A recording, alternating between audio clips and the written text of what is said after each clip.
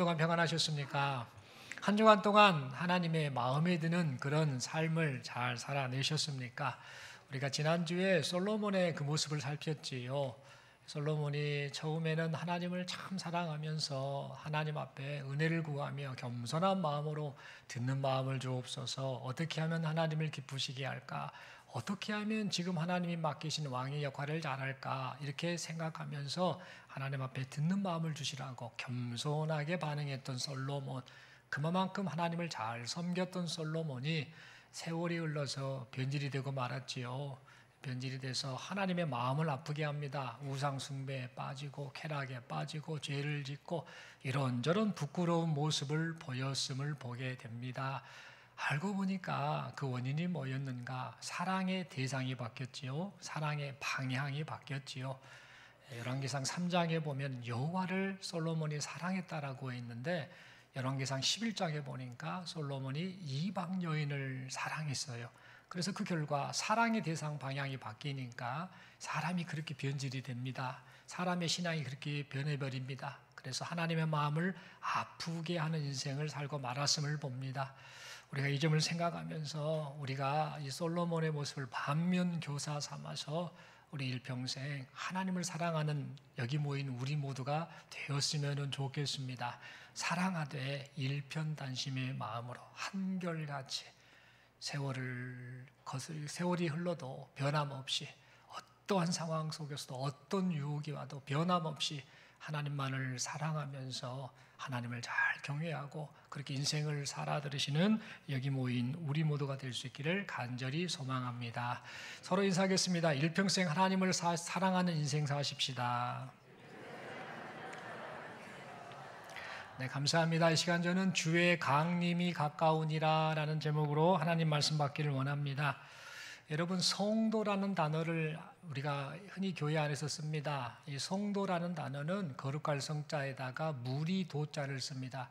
그러니까 거룩한 무리, 거룩한 백성들이라는 뜻을 가지고 있습니다. 성도는 이 이름 뜻대로 비록 세상 사람들과 함께 세상 속에서 섞여 살아가고 있습니다만 거룩하신 하나님의 백성으로 구별된 존재들입니다. 그러니 이 성도는 세상 속에서 어떻게 살아야 되는가? 거룩하신 하나님의 백성답게 살아가는 것이 마땅합니다. 그런데 가만 보면 우리가 그렇게 살지 못할 때가 있습니다.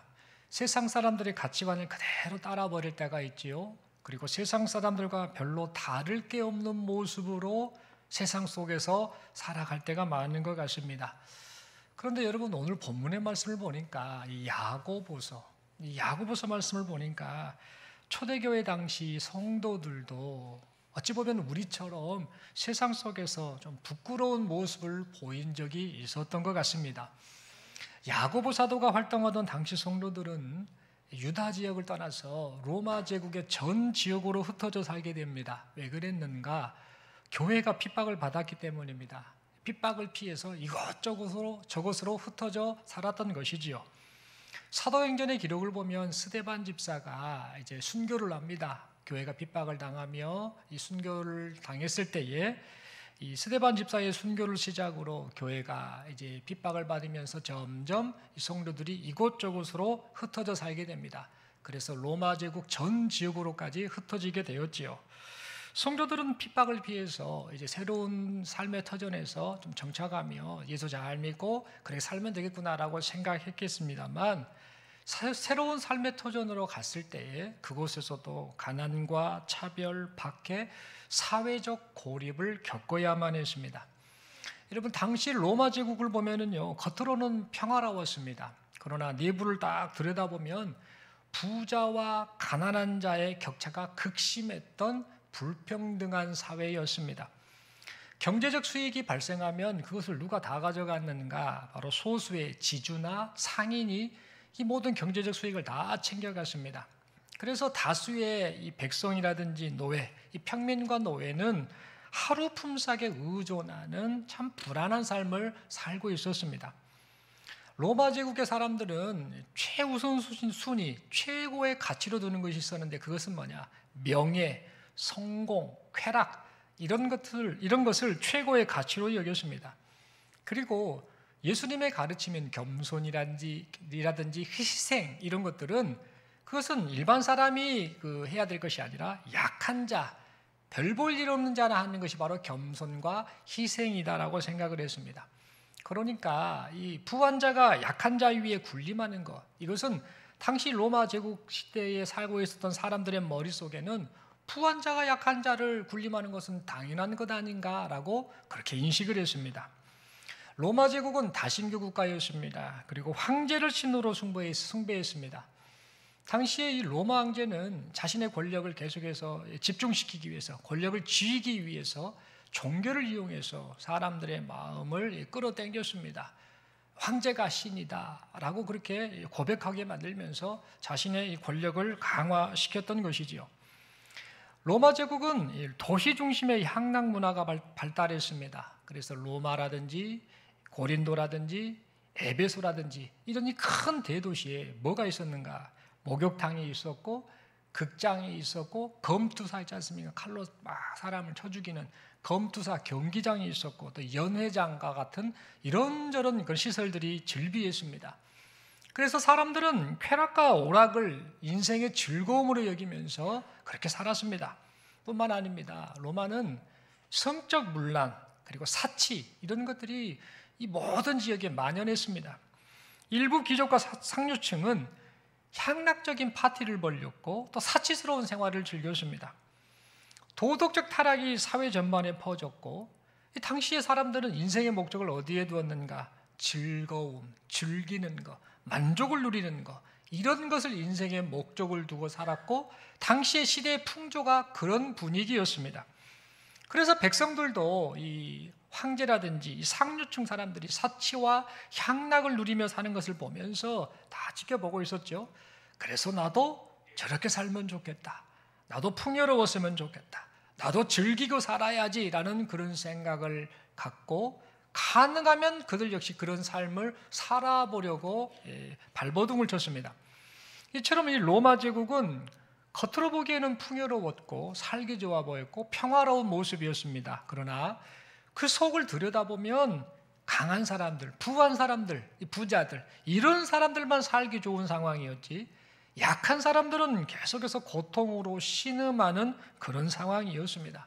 뿐만 아니라 주 예수님만이 우리의 주인이십니다. 우리의 참신이십니다라고 그렇게 고백하며 주 예수님만을 바라보는 성도들에게는 믿음을 흔드는 유혹, 또 믿음을 흔드는 시련 이런 것을 견뎌내야만 하는 그런 상황이었습니다. 이런 상황 속에서 성도들 가운데 성도들 가운데 하나 둘씩 점점 세상의 유혹, 세상의 시련 이런 것들을 이겨내지 못해서 현실과 적당하게 타협하는 사람들이 생겨났습니다. 그들은 속으로 이렇게 생각했지요. 이렇게 살면 뭐하나? 나도 세상 사람들처럼 누릴 거 누리고 좀 살았으면 좋겠네. 이 정도 타협하는 것은 괜찮지 않을까?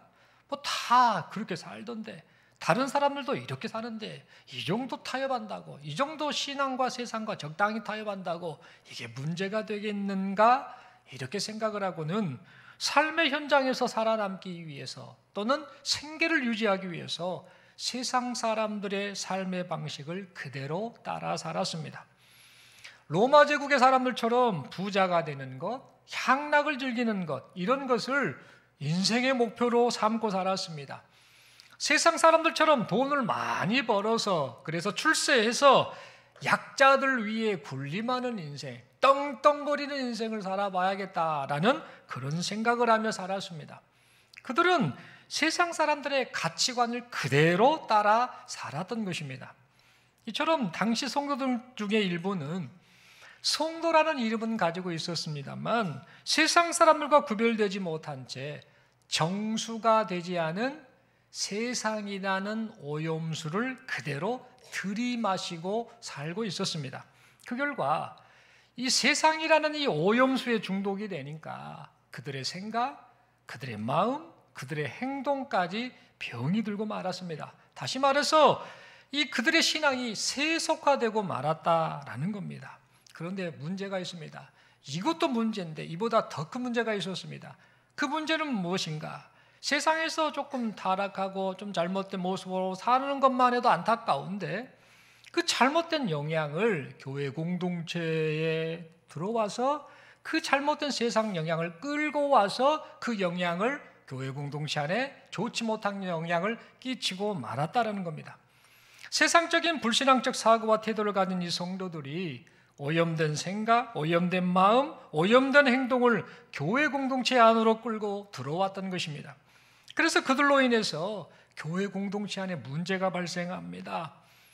이 세상에 영향을 받은 자들이 교회 공동체에서 오염된 생각, 오염된 마음, 오염된 행동에 그 영향을 끼치자 성도들의 신앙이 세속화된 겁니다. 성도들의 신앙이 세속화되자 교회 공동체 안에 나타났던 게 뭐냐? 계층 간의 차별이 일어났습니다. 세상 사람들이 차별을 두고 사는 그 모습을, 그 생각, 그 마음을 교회 공동체 안에 들어와서 똑같이 그 행동을 하다 보니 교회 공동체 안에서 계층 간의 차별이 일어났던 겁니다. 야고보서 2장 3절 4절의 말씀을 보면 이렇게 기록되어 있습니다. 성도들은 부자와 가난한 자를 차별하며 대했지요. 그리고 외모와 신분으로 사람을 판단했습니다. 성도들의 신앙이 세속화되니까 세상적인 성공과 이익을 추구하는 것이 신앙의 목적이 되고 말았습니다. 야고보서 4장 3절을 보면 기도를 한다라고 하는데 기도하면서 그 기도의 목적이 정욕으로 쓰기 위함이었음을 말해주고 있습니다. 다시 말해 이 세상적 영향을 받으니까 성도들이 세상 욕심을 충족시키기 위해 기도라고 하는 이 종교 행위를 했던 것입니다. 성도들의 신앙이 세속화되니까 그들의 욕심과 시기심으로 인해서 교회 공동체 안에 다툼과 분쟁이 일어나고 말았습니다. 야고보서 4장 1절의 말씀을 보면 교회 공동체 안에 싸움과 다툼이 일어났다라고 말하고 있지요. 그리고 알고 보니까 이 다툼과 싸움의 원인이 뭐 있는지 가만 보니까 성도들 마음 안에 또아리를 들고 있는 세상 정욕 때문에, 그래서 이 성도들 간의 싸움과 다툼이 일어났던 겁니다. 성도들의 신앙이 세속화되니까 서로 말로 상처를 주고 비난하고 험담하는 비방과 분열의 문제가 생겨났습니다. 야고보서 4장 11절 말씀을 보면 성도들은 서로를 비방했음을 말하고 있지요. 스스로 재판관이 된 겁니다. 그래서 내가 기준이야.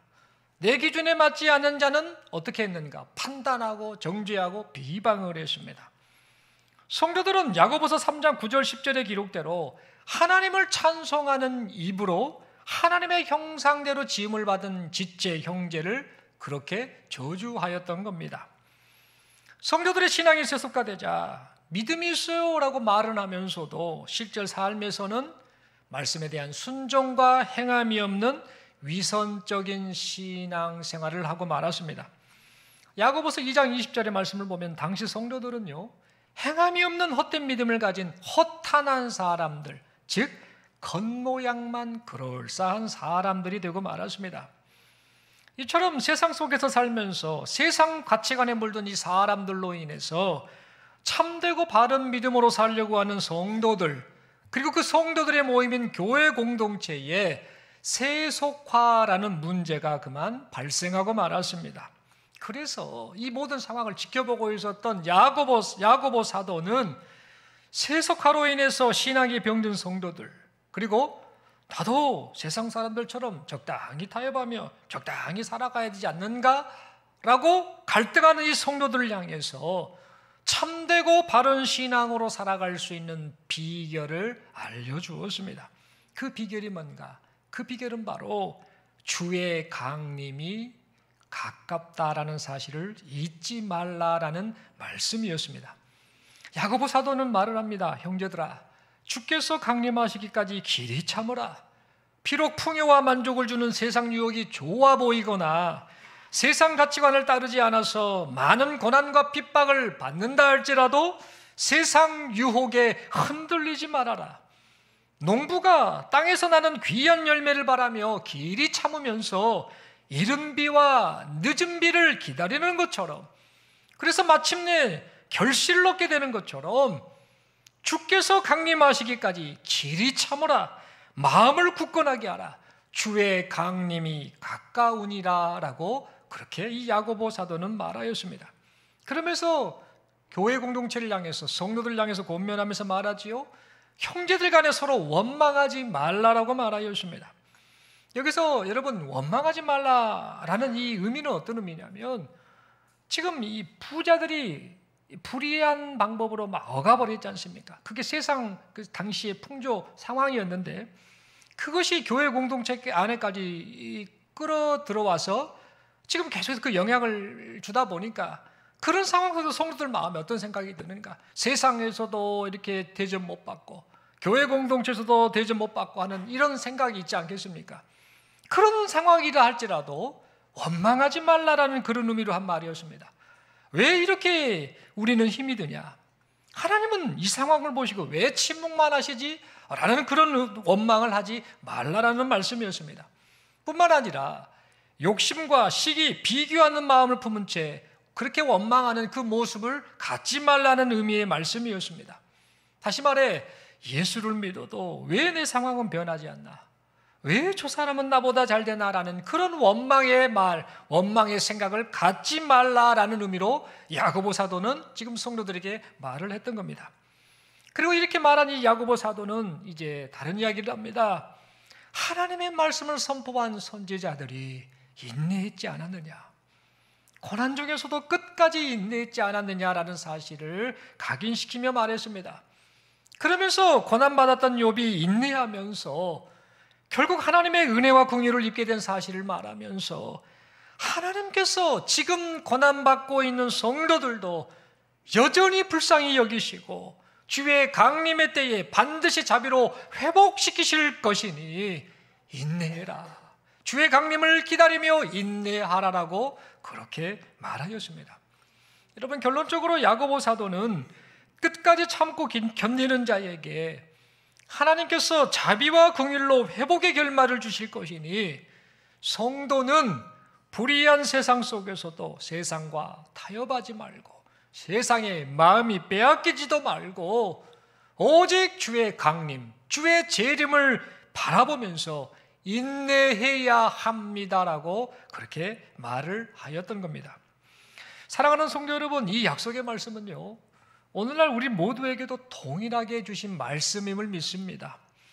여러분, 지금 우리가 살고 있는 이 시대의 상황은요, 야고보 사도가 살았던, 활동했던 1세기 로마 제국 시대와 다를 게 없습니다. 오늘날에도 사람들은요, 물질을 추구하며 살지요, 성공을 추구하며 살지요, 쾌락을 추구하며 삽니다. 사람들의 마음속에 하나님이 없기 때문에 자신의 정욕을 따라서 자기가 하고 싶은 대로 하며 살아갑니다. 좀 더 누리기를 원하고, 좀 더 즐기기를 원하고, 더 많은 재물을 쌓으려고 하고, 더 많이 성공하려고 합니다. 부와 권력을 얻어서 나도 좀 떵떵거려 봐야겠다라고 하며 군림하는 인생을 살려고 합니다. 지금 살고 있는 순간이 인생의 전부인 것 마냥 뒷일을 생각하지 않습니다. 지금 누려야 되고 지금 즐겨야 된다라고 생각하며 지금 현재의 모든 시선이 집중되어서 지금의 쾌락, 지금의 만족만을 추구하며 살아가고 있습니다. 심판주 되시는 하나님께서 버젓이 보고 계심에도 불구하고 하나님 앞에서 악을 행하며 하나님이 없는 인생을 살아가면서도 아무 문제의식을 느끼지 못하고 있습니다. 그러다 보니까 어떤 문제가 발생하는가? 세상 사람들의 그 좋지 못한 그 모습이 악 영향으로 나타나서 그 영향으로 인해서 성도들의 신앙 정체성마저 흔들려 가고 있는 그런 상황입니다. 성도들은 이렇게 생각할 수가 있죠. 이렇게 사는 게 맞는가? 가만 보면 사람들 잘 먹고 누리고 즐기고 잘 살고 있는데 나는 이런저런 것들을 절제해야 되고 예수 때문에 손해봐야 되고 언제까지 이렇게 살아야 하는가라는 그런 이 내면의 고민과 갈등을 하게 되는 이 성도들의 모습을 보게 된다는 겁니다. 여러분, 이런 상황 속에서 하나님께서는 지금 우리를 향해 말씀하시지요. 주 예수님의 강림이 가까우니 세상과 유혹과 시련 앞에서도 흔들리지 말고 주 예수 그리스도만을 바라보는 믿음으로 살라라고 말씀하고 계십니다. 주 예수님의 강림이 가까우니 지금 겪고 있는 고난과 아픔으로 인해서 절망하거나 낙심하지 말고 하늘 소망을 품고 살라라고 말씀하고 계십니다. 주 예수님의 강림이 가까우니 세상의 허탄한 것들의 마음이 빼앗기지 말라라고 말씀하고 계십니다. 주 예수님의 강림이 가까우니 세상 사람들처럼 정욕을 따라 살지 말라라고 말씀하고 계십니다. 주 예수님의 강림이 가까우니 높아져서 군림하려는 세상의 방식을 따르지 말고 하나님 나라 백성답게 낮은 자로 희생하며 섬기며 살라라고 말씀하고 계십니다. 주 예수님의 강림이 가까우니 지체 간에 생긴 미워하는 감정, 용서하지 못하는 마음을 버리고 깨진 관계를 회복하여서 함께 하나님 나라를 바라보며 살라라고 말씀하고 계십니다. 주 예수님의 강림이 가까우니 교회 공동체가 서로 용서하고 서로 용납하고 서로 사랑하여서 하나님 나라를 알리는 사명을 완수하라라고 말씀하고 계십니다. 수많은 믿음의 선진들이 그렇게 살았듯이 우리들도 함께 주 예수의 강림을 기다리면서 성도라는 이름에 걸맞게 거룩하신 하나님의 백성으로 살라라고 그렇게 말씀하고 계십니다. 사랑하는 성도 여러분, 그러므로 주의 강림이 가까웠음을 믿고 세상 유혹과 시련에 흔들리지 말고 오직 주 예수 그리스도만을 바라보며 참된 믿음으로 살아가시는 여기 모인 우리 모두가 될 수 있기를 바랍니다. 여러분, 이렇게 믿음으로 살았던 사람들이 참 많은데 그 사람들 가운데에 오늘 두 사람을 좀 소개하고자 합니다. 신앙으로 삶을 살았던 두 사람의 이야기입니다. 첫 번째 사람은 일제치하에서 활동했던 윤동주 시인입니다. 여러분 잘 아십니다. 윤동주 시인, 서시라는 시, 알려진 시의 지은이죠. 이 윤동주 시인은 독실한 기독교인이었습니다. 그는 서시, 참회록, 십자가 이런 제목의 시를 썼고 한 70에서 80편 정도의 많은 시를 그가 썼습니다. 그는 시를 통해서 하나님 앞에서의 바르고 참된 신앙, 이것을 고백했고 또 성도로서 이렇게 살고 싶어요 라는 그런 삶의 결단을 했었습니다. 그 중에 유명한 시가 바로 하늘과 바람과 별과 시라는 이 시집의 맨 첫머리에 있는 시, 바로 서시라는 시이지요. 이 시집의 첫머리가 되는 의미 서시, 그 시를 그가 썼는데 그 내용은 다음과 같지요. 죽는 날까지 하늘을 우러러 한 점 부끄러움 없기를 잎새에 이는 바람에도 나는 괴로워했다. 별을 노래하는 마음으로 모든 죽어간 것을 사랑해야지. 그리고 나한테 주어진 길을 걸어가야겠다. 오늘 밤에도 별이 바람에 스치운다 라는 이런 시를 남겨줍니다. 여러분, 이 윤동주 시인은요, 이 시를 통해서 하나님 앞에서 양심을 지키며 죄를 미워하고 사랑으로 세상을 품으며 하나님이 주신 길을 끝까지 걸어가겠습니다 라는 신앙의 서약을 그렇게 표현했던 겁니다. 여러분, 이 윤동주 시인은요, 조선인 학생 민족운동 사건이 이제 발생했을 때에 그 사건에 연루가 되게 됩니다. 그래서 일본에서 후쿠오카 이 형무소에서 이제 감옥 생활을 하게 됩니다. 2년 동안 감옥 생활을 하게 됐는데 이 감옥에서도 무엇을 했냐면요, 시를 낭송했다고 합니다. 그의 모습을 기억하는 같이 있었던 사람들이 회상하며 말을 했던 말이죠. 시를 낭송하고 또 동료 수감자들과 뭔 이야기를 했는가, 신앙 이야기를 그렇게 했답니다. 그리고 나라 걱정을 하면서 조국에 관한 이야기를 그렇게 계속해서 하면서 사람들이 생각하기에 윤동주 시인의 모습이 어떤 모습이었는가, 순수하고 양심적인 태도를 보였던 그런 사람으로 기억되었다고 합니다. 그러다가 이 윤동주 시인이 일본에서 삶을 마감을 합니다. 일본 감옥에서. 그의 나이 27살 때입니다. 정말 아까운 인생, 그렇게 마무리를 합니다. 그래서 이제 국가적으로는 순국을 했지요. 그러나 기독교인으로서는 순교한 그런 삶을 그가 살았습니다. 들리는 말에는 그가 어떻게 병으로 죽었는가라고 하면 후쿠오카 이 감옥에는 생체 실험을 하는 그런 못된 행위가 행해지고 있었다고 합니다. 그래서 이 수감자들, 포로들을 이제 뭐 수감자들을 잡아다가 생체 실험을 해서 비타민 주사를 놔주는 것처럼 하면서 독극물을 집어넣고 이랬을 때 사람이 어떤 반응이 있는가, 이런 생체 실험, 인체 실험을 하는 그런 일들이 행해졌는데, 그걸로 인해서 윤동주 시인이 뭐 그렇게 병으로 죽었다라는 그런 말이 있죠. 어쨌든 이 믿음으로 살았던 27살 먹은 청년이 그렇게 삶을 마감하게 되고 말았습니다. 또 한 명의 사람을 소개합니다. 이 사람은 찬송가 작사가로 알려진 사람인데요, 이름이 사라 플라워 애덤스라는 여인입니다. 영국 여자입니다. 이 여자는 오래전에 활동했던 여인인데, 이 사람은 어렸을 때부터 문학적 재능이 뛰어났다고 합니다. 그래서 이제 문학적 재능이 뛰어나서 젊은 시절에 연극 대본을 썼고 또 연극 무대에 함께 참여하기도 했고 또 많은 시도 썼던 그런 젊은 시절을 보냈다고 합니다. 그런데 이 젊은 아가씨가 결혼한 후에는요, 이상하게 몸이 약해버린 겁니다. 그래서 몸이 아프고 자주 아팠습니다. 그래서 이 병약한 이 몸으로 인해서 할 수 있는 일이 없어서 집에서 시를 썼는데 신앙시를 그렇게 많이 썼다고 합니다. 신앙시, 신앙에 관한 여러 고백들을 시로 썼다고 합니다. 그러다가 몸이 연약한 상황 속에서 폐결핵을 앓게 되고 말지요. 폐결핵에 걸려서 많은 고통의 시간을 보냈다고 합니다. 그러던 중에 그의 나이 41살 때입니다. 41살, 아직 젊지요. 41살 때 되던 어느 날 몸이 아파가지고 막 이렇게 참 이 고난 가운데 있으면서 이 여인이 성경을 보다가 창세기 28장에 이 야곱이가 형 에서의 그 위협을 피해서 바다나람 외갓집으로 도망가는 사건이 나오는데, 그때 나왔던 그 내용 중에 창세기 28장 16절의 내용을 보면서 글을 하나 쓰게 됩니다. 근데 그 내용이 어떤 내용이냐면 야곱이가 신앙 고백하는 내용이지요.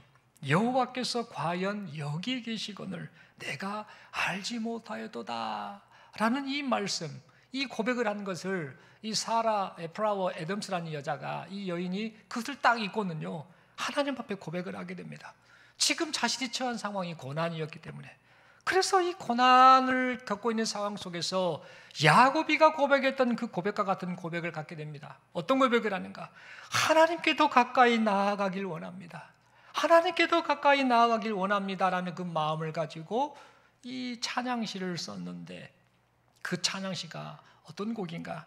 찬송가 338장 내 주를 가까이 하게 함은이라는 그런 찬송시라고 합니다. 여러분, 그 여인은요 43살의 삶을 마감합니다. 41살에 그 글을 쓰고 또 폐결핵으로 오랜 세월 동안 투병하다가 이 43살이라는 젊은 나이로 세상을 떠났습니다. 그런데 이 여인이요, 이 애덤스 이 여인이 이 삶을 마감하면서까지 세상을 떠나기 전까지 계속해서 읊조렸던 그 말이 있었다고 합니다. 그것은 뭐냐? 주님께 더 가까이 가게 하소서. 주님께 더 가까이 가게 하소서. 고난 중이고 몸이 아픈 상황인데도 주님께 더 가까이 가게 하소서라는 그 고백을 계속해서 읊조렸다라고 합니다. 그래서 이 찬송은 사라 플라워 애덤스의 신앙 고백이자 그녀의 유언과도 같은 노래다라고 그렇게 알려져 있습니다. 여러분, 윤동주 시인과 사라 플라워 애덤스는요 중요한 공통점이 있습니다. 방금 말씀드렸던 그 내용 중에서 중요한 공통점을 찾을 수 있습니다. 그 공통점은 뭔가? 이 두 사람 모두 다 이 세상 사람들이 보기에 형통하거나 장수하거나 부귀영화를 누리는 삶이 아니었다라는 점입니다. 그리고 두 사람 모두 다 견디기 힘든 고난의 시간을 보냈다라는 사실입니다. 그런데 또 다른 공통점이 있습니다. 이런 상황임에도 불구하고 이 두 사람은 모두 다 자신의 삶을 하나님 앞에서 믿음으로 살려고 했고 하나님과 늘 가까이 하는 삶을 살려고 했다라는 점입니다. 뿐만 아니라 두 사람 모두 다 심판주 되시는 예수님 안에서 살았다라는 점입니다. 사랑하는 성도 여러분, 지금 여기 모인 우리 모두도 견디기 힘든 고난의 시간을 보낼 수 있습니다. 세상의 유혹과 시련으로 인해서 믿음을 저버리고 싶거나 적당하게 타협하고 싶은 갈등과 고민을 할 수도 있습니다. 현실이 너무 원망스럽고 당장 구원해 주시지 않는 하나님이 원망스럽고 이런저런 이유로 우리 자신을 힘들게 하는 사람이 원망스러울 수도 있습니다. 그러나 여러분, 이런 우리를 향해 하나님께서는 말씀하십니다. 주 예수의 강림이 가까우니라. 그러므로 인내하거라. 내가 너와 함께하니 인내하거라. 내가 강림하는 날 내가 너의 눈물을 닦아주고 내가 너에게 인내의 열매를 먹게 할 것이니 오직 믿음으로 인내하거라라고 지금 우리에게 말씀하고 계십니다. 사랑하는 성도 여러분, 그러므로 주의 강림이 가까우니라라는 이 말씀을 마음에 새기면서 세상 속에서 믿음을 따라 살아가는 우리 모두가 될 수 있기를 바랍니다. 유혹 앞에서 거룩을 지키고 고난 앞에서 소망으로 인내하며 끝까지 주 예수 그리스도만을 바라보며 살아가는 우리 모두가 될 수 있기를 바랍니다. 뿐만 아니라 하루를 시작할 때마다, 오늘 이미 하루가 시작되었습니다만 하루를 시작할 때마다 주님이 오늘 오실 수도 있겠구나, 주님이 오늘 오실 수도 있겠구나라고 생각하면서 하나님께서 허락하신 이 하루를 살아가는 우리 모두가 되기를 바랍니다. 원망과 불평, 낙심이 올라올 때마다 주의 강림이 가까우니라, 주의 강림이 가까우니라라는 이 말씀을 마음에 새기고 속삭이면서 허락하신 인생 시간 동안 원망이 아니라 감사의 고백을 하며 살아가시는 우리 모두가 될 수 있기를 바랍니다. 여러분, 이렇게 살아갈 때에 마침내 우리는 어떻게 되겠습니까? 여기 모인 우리 모두는 강림하신 주님으로 말미암아 은혜와 영광을 누리게 될 줄로 믿습니다. 우리 서로에게 축복하며 이렇게 인사하겠습니다. 주님의 강림이 가깝습니다. 주님 생각하며 함께 힘냅시다. 한 번 더 인사합니다. 주님 기다리며 믿음으로 삽시다. 옆에 분 좀 바로 좀 바라보시면 조금 민망하실 수도 있겠습니다만 딱 지그시 바라보면서 이렇게 아주 중요한 진리를 말해주는 그런 의미로, 그런 표정으로 서로 이렇게 인사하겠습니다. 주님이 오늘 오실 수도 있습니다. 아멘이십니까? 네, 주님이 오늘 오실 수도 있습니다. 이 밤에 오실 수도 있고 모릅니다. 주의 강림이 가깝지요. 이 말을 들었을 때 우리는 어떤 반응을 해야 될까요? 손을 한번 들어주시겠습니까? 주님을 향해서 이렇게 고백합니다. 아멘. 주 예수여 오시옵소서. 아멘이십니까? 사랑하는 성도 여러분, 이 시대에 참 믿음 지키기 어렵습니다. 여러분, 이 교회 모여서 이렇게 말씀 받고 신앙생활 합니다만 예배 마치고 삶의 현장으로 가면 불신앙적인 이야기가 계속해서 들려오잖아요. 살아남아야 되는데 세상 사람들 이런저런 머리 써가며 또 노력하면서 그렇게 치열하게 살면서 그렇게 살아가는데 성도는 예수 믿는 것 때문에 우리가 제한된 행동을 해야 될 때가 있고 손해봐야 될 때가 있죠. 그리고 세상 사람들보다 또 인정받지 못한 모습으로 살 때도 있죠. 그래서 참 힘이 들다는 생각이 듭니다. 그리고 세상에서 좀 누려보고 싶고 나도 좀 그렇게 즐겨보고 싶은 이런 유혹이 있는데 성경은 계속해서 그리 가면 아니 된다라고 하는 이 말씀을 들을 때에 많은 갈등과 고민을 하는 것이 우리의 모습입니다. 여러분, 이렇게 신앙 지키기 힘든 시대를 우리가 살고 있습니다만 다시 한번 마음을 다잡았으면 좋겠습니다. 주 예수의 강림이 가깝다라는 사실, 오늘 오실 수도 있다라는 사실, 주님은 분명히 오신다라는 사실을 잊지 말고 어떠한 상황 속에서도 주 예수만을 바라보며 인내하며 살아가시는 우리 모두가 될 수 있기를 간절히 소망합니다. 혹시 인생을 살면서 자꾸 마음이 세상으로 가고 있다, 혹시 인생을 살면서 세상 즐거움에서 벗어나지 못하고 그것이 계속해서 좋다, 그리고 인생을 살면서 현실이 계속해서 원망스럽고 절망과 낙심이 된다 라는 이런 증상이 나타나고 있다고 한다면 그 이유가 무엇인지를 스스로에게 질문을 해야 됩니다. 혹시 내가 주의 강림이 가까웠다라는 사실을 잊고 사는 것은 아닌가? 내가 인생을 살면서 주의 강림의 날에 인생 초점을 맞춰서 살아야 되는데 그렇지 않은 채 살고 있지는 않는가? 스스로에게 질문을 하면서 주의 강림을 기다리면서 오직 믿음으로 인내하며 하나님 앞에 신앙생활에 나아가시는 여기 모인 우리 모두가 될 수 있기를 간절히 소망합니다. 기도드리겠습니다. 하나님 아버지, 말씀 받았습니다. 주의 강림이 가까우니라 라고 이렇게 증거하신 이 하나님의 말씀을 받고 이 세상 속에서 믿음으로 살기를 원합니다.